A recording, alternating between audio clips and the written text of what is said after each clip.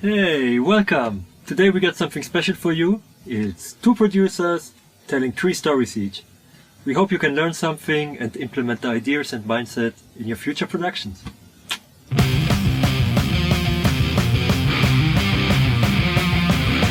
My name is Adrian Ady Parzentny.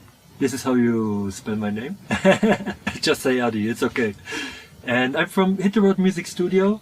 Started this project in 2018. I'm the sound engineer and video editor. So today I'm very happy to collaborate with a new friend of mine, a very experienced producer who have a lot of good stories to share. And don't forget to hit the subscribe button on both channels. Leave a like, leave a comment if you have any question, we will come back to you. So my friend, why don't you introduce yourself? Wait a minute, you want to talk about recording studio stuff? I thought I was here for an argument. No, you didn't. Yes, I am. No, you're not, man. Yes, I am. No, you're not. Alright, whatever. I want my 50 euros back. Hey, I give you my guitar. Hey, Addy. Thank you for the very kind introduction. And hi, everybody. I am Chaz, Charles Ady III. I'm partner and chief engineer at the Electric Outworks Recording Studio. And evidently, we are here to talk about recording studio stories. Okay, so my first story is about keeping an open mind, being open to new ideas and inspiration. Actually, I did a video about this a week or two ago, so maybe Addy can post a link up there or down in the description. But anyway, I was at Blackbird Recording Studio in Nashville, Tennessee, and I was there for a master class with Warren Hewitt, who you should check out. He brought in Richard Dodd as a guest speaker for one of the sessions. And if you don't know Richard, he won the Grammy for in the mid-90s for the Tom Petty record, Wildflowers. He recorded the Traveling Wilburys and a bunch of bands. He's recorded, mixed, and he's also a pretty well-known mastering engineer. So on lunch break on one of the days, I was hanging out in the lobby, and Richard was there with a couple people. There was a guy who I didn't know who he was. He wasn't in our class, and I don't know who he was. But we were talking about this guy was talking about home recording, and his opinion was that recording at home is a waste of time. And he was like, oh, you have to be at a real studio, you have to be on Pro Tools, and if you don't have a $20,000 Neumann microphone from 1963 and an old Fairchild, you're just wasting your time and blah, blah, blah. And this guy's just going off. And, you know, we were talking about how it's okay to record in different places. So this guy's going off, and I said, listen, you know, Radiohead famously recorded an album at Drew Barrymore's house. Back in the 80s, Bruce Springsteen recorded an album on a 4-track at his house. And, Led Zeppelin did 2 albums at Headley Grange, which is this old English house. The Stones recorded Exile on Main Street in a French villa. And there's just all these examples of people recording in places outside of a recording studio. And this guy was just like, no, you know what you're talking about. And Richard's standing there just kind of shaking his head. So I said to this guy, look, I can pull a video up on my iPhone right now of the Traveling Wilburys recording in a house in Los Angeles. And Richard was the engineer there. You can find this video on YouTube, and he's trying not to laugh. And this guy was just, made a fool of himself. And he was, by not being open to new ideas, new inspiration, and new ways of thinking. And the thing is, we can all learn from each other. And recording, if you're in music, recording and creation, you've basically signed up for a lifetime of continuing education, because everything changes. Our tools change. There's DAW updates, there's new plugins, there's new gear. Everything changes, so you got to keep an open mind to new ideas. And when you close yourself off to those new ideas or inspiration, you're shortchanging yourself in becoming better at your craft. What you got, Addy? Hey Chaz, thank you so much. I really like your first story, man. And I totally agree. Never limit yourself. Work with what you have, make the best out of it, and don't let any other person tell you you can't do it. You have the right gear, and if you have the right motivation, it will work. So I think my story will catch up to yours. So when I started engineering in 2017, I started to get the arsenal of mics. I had 8 mics I bought, different mics, dynamic, condenser, and got my information online and started just to record my band. After this, I recorded 2 Polish metal bands and had a lot of time to check out mic positions, mess up the mix, and all kind of fun. But I don't want to wait until people call me that I can record them. And basically I like to travel. So what I did is I took my pre-Sonos interface I had with 8 inputs, used from eBay, took my mics, cables, everything, packed it into my car and went from Poland to Morocco. And literally, with a backpack full of mics, asking people on the street if they want a record. And guess what? It worked! We came to Essaouira when there was the city is called Essaouira, and there was the International Festival of Andalusian Music. And we managed to meet the big stars of the festival and agreed to make one video. I think it was a 10-piece ensemble, playing music I never heard before, playing instruments I never saw before. So I had 2 choices. I could say, you know what, I think my gear is not enough and my experience, so maybe I call you next year. But I thought it's boring, so I said yes. We agreed to meet on the next day and record one video. So I went super excited back to the car, because I just slept in the car. And I had a German book called Der Tonmeister, what means the audio master, where they showed how to record some Western instruments from clarinet to drums and so on. And there were 8 pages, how to record an orchestra. What I thought will be most accurate to this situation I'm in now. Well, probably I didn't learn that much for this situation, but I gained enough confidence to go there. And we recorded in Riyadh. It's a big hotel called Les Terrasses de Essaouira. And it was chaotic. It was hard to catch somebody from the band. They were in the rehearsals. They played basically 2 or 3 gigs per day, 7 days per week. But I catched up to Kobe, the violinist, and he showed me, okay, this guy will sit here, they will sit here, this section will sit here. And after this, I was on my own. I had to figure out how to make it sound. So, do you know the Albert Einstein mind games? Imagining? I was imagining the sound, how they are sitting here basically. For example, I imagined the 3 violins are there in the corner, checking my arsenal. I had, for example, 2 small diaphragm condenser mics, checking my YouTube database. Okay, probably I can catch the most of them when I make the 120 degrees recording. It was the first time working with professionals. The thing was, we just had 1 take. After this they had to go to play a gig. My girlfriend operated 3 cameras alone, 2 static ones and 1 moving. I was recording, the take was finished, and it was an amazing moment. I was praying that that nothing got deleted, but as I checked, nothing was clipping, so it went pretty good. Later, coming home, mixing, first time in my life a bigger project, and I swear I had 25 revisions. And it was cool. I could send it always to Elad. He was so kind, helping me to get into the style of music, giving me feedback. Guess what? My first video, my first bigger video, and we reached out to 200,000 people, plus 2,000 people per day are watching it. It's just beautiful. Oh, and the song, it made me really proud. The song is now in the Jewish Museum in Essaouira, playing. And we've been this year again at the festival, and when they play the song, people stand up and start dancing. What I want to tell you is, trust yourself, and you're good enough. You're good enough with your skill set and with your equipment. You will always figure it out. It's very easy to say no.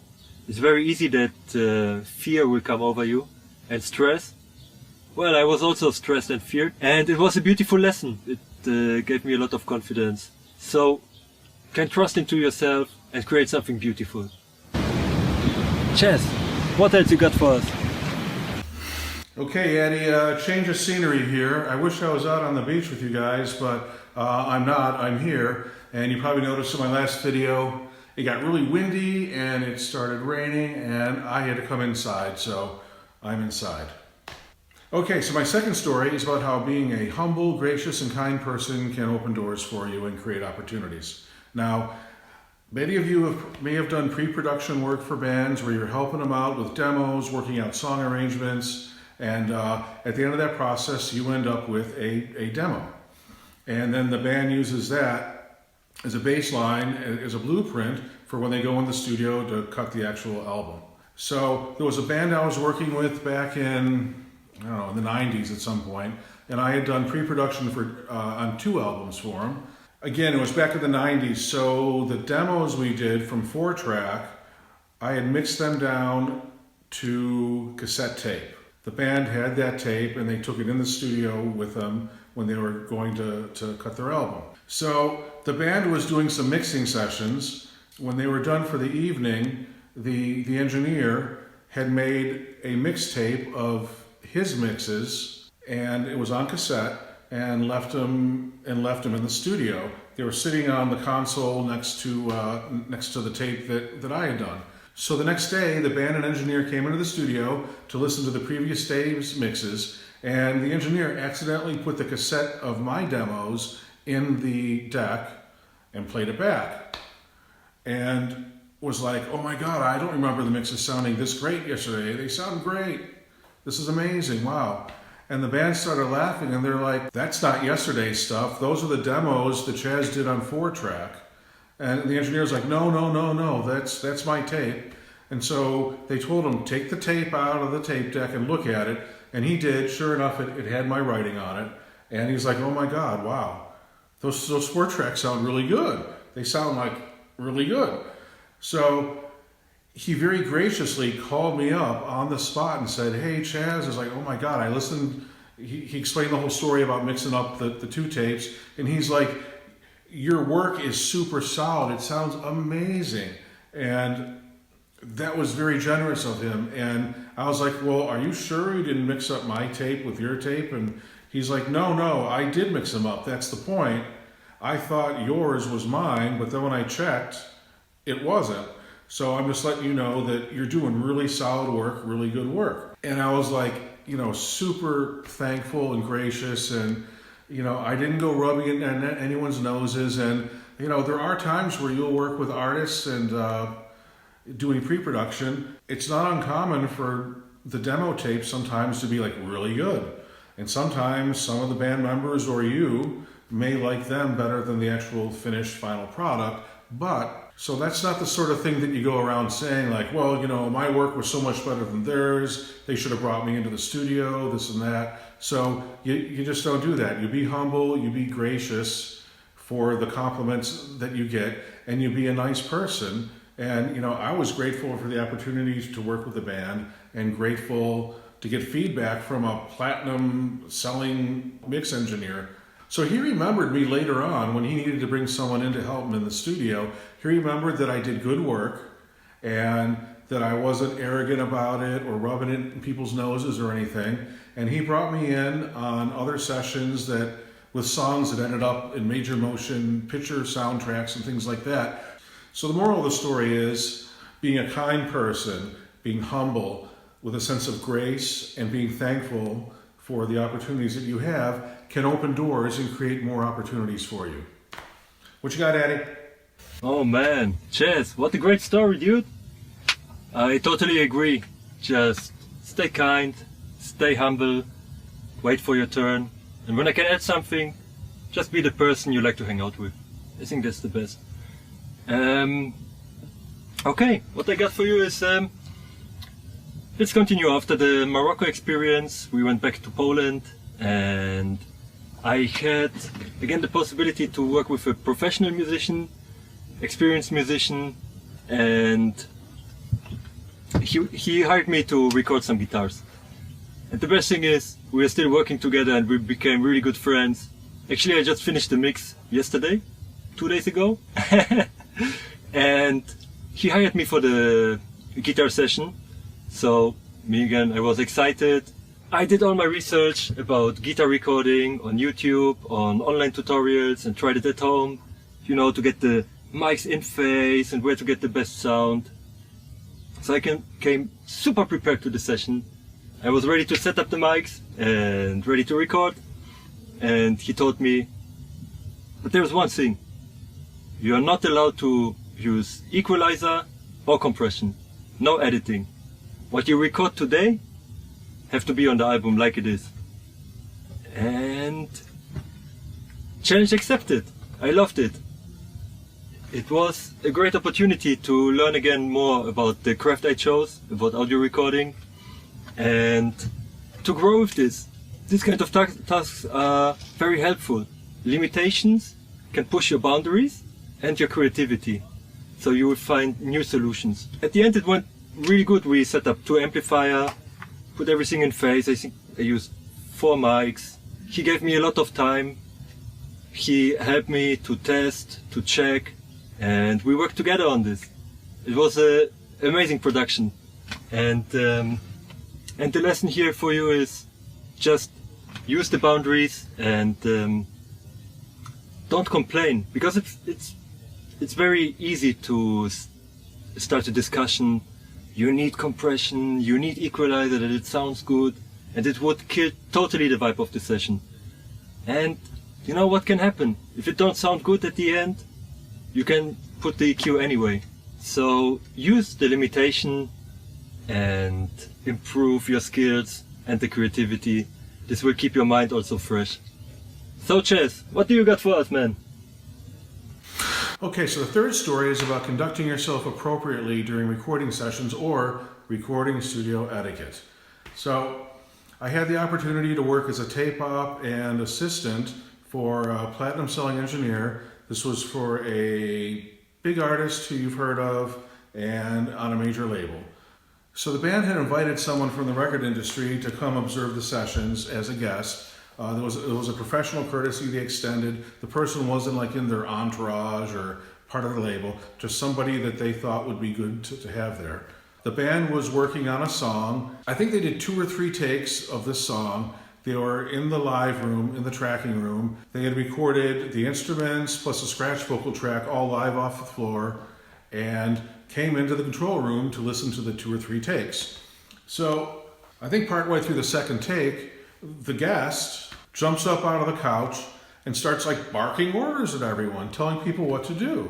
He's grabbed a tambourine and he's shaking it around, telling the drummer what to do and drum beats and stuff. He's telling the guitar player, you need more reverb, you need more this, telling the bass player what to do. And then he's barking orders at the engineer saying, well, you've got to mix it this way and you have to do this. And he's telling him you got to make this verse shorter and this chorus longer, and literally just running around telling everybody what to do.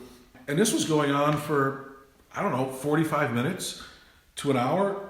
And they tried to get him, all of us actually tried to get him to calm down and try to corral him and guide him into just, calming down. And it got to the point where the producer was like, sorry, you have to leave now. And the person was told to get up and leave the building. So he leaves, the band and all of us try to regroup, and at this point, like an hour went by, and the whole vibe, the atmosphere, the mojo of the evening was shot. The band couldn't get back on track because this guy was going nuts about everything. He just, he was a guest, and he literally just took over this session, and people were trying to get him to calm down and he wouldn't. He was like kind of out of control, and it was just like, what the heck is going on here? So the evening was shot. We called it because no one was going to get any work done, and we had to regroup on the next day. So the moral of the story is, know what your role is when you're in a recording session or at a studio. So it doesn't matter if you're the artist, an intern, if you're an assistant or an engineer or a producer, or if you're a guest, know what your role is and don't overstep your bounds. Everyone has a role to play in cultivating and maintaining a creative environment that allows the artists to give their best performances.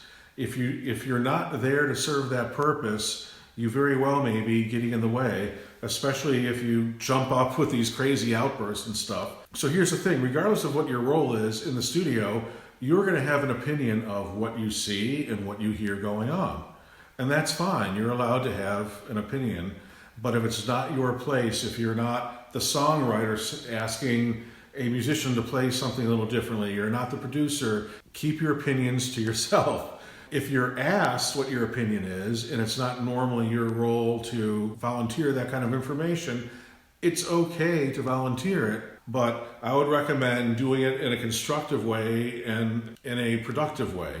Another little hint, if somebody asks you what you think, don't lie, because people can tell when you're lying. People can tell when you're sucking up to them, or if you're, got the whole fanboy thing going on, or you're just BSing them. People can spot somebody who's lying or BSing them from a mile away. So do yourself a favor, know what your role is, don't volunteer information unless it's your job or you're asked, and if you are asked, tell the truth. Oh no, Chaz, what a mojo killer, man. I think this kind of personality is not so helpful in any recording session or situation in life. We are working with the most interesting people on this planet, with artists, with musicians who express their feelings. So we should create a space where we are all free and can discover new ways and have a little bit space to breathe.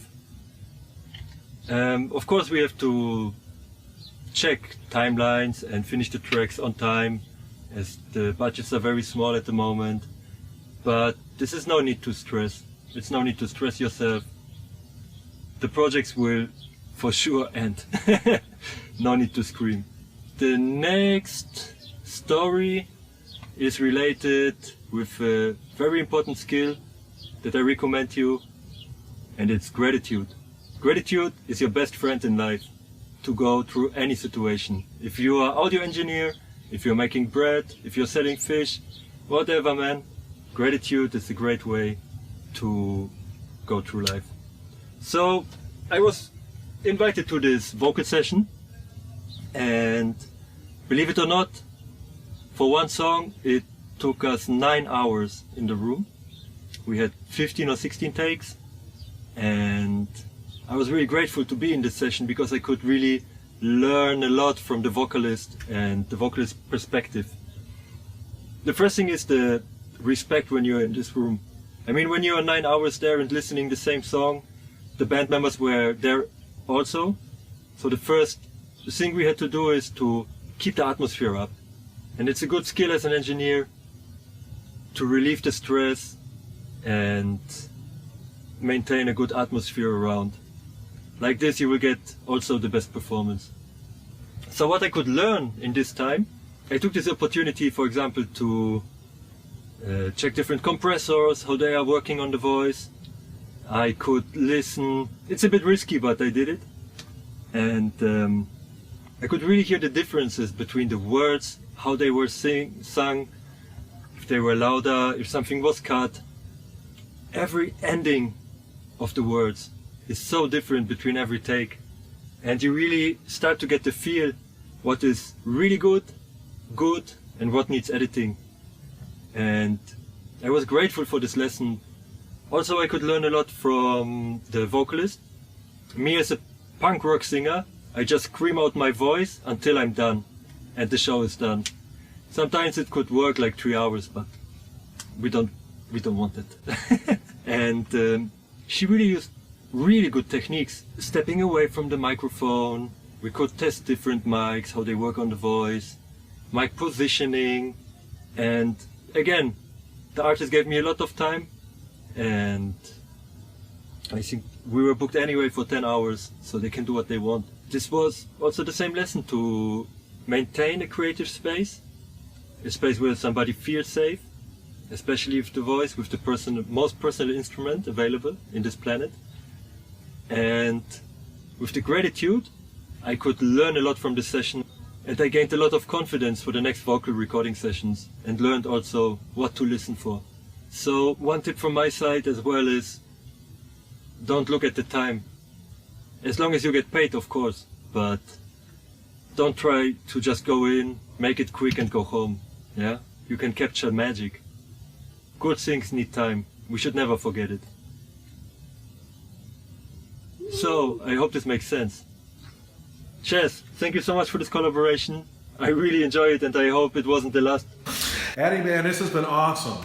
Thank you so much for inviting me to participate in the video. And let's do this again sometime soon, all right? So thanks everyone for watching. Again, I'm Chaz from Electric Owl Works. Peace, love, and Ringo. Be good to each other. I'm out.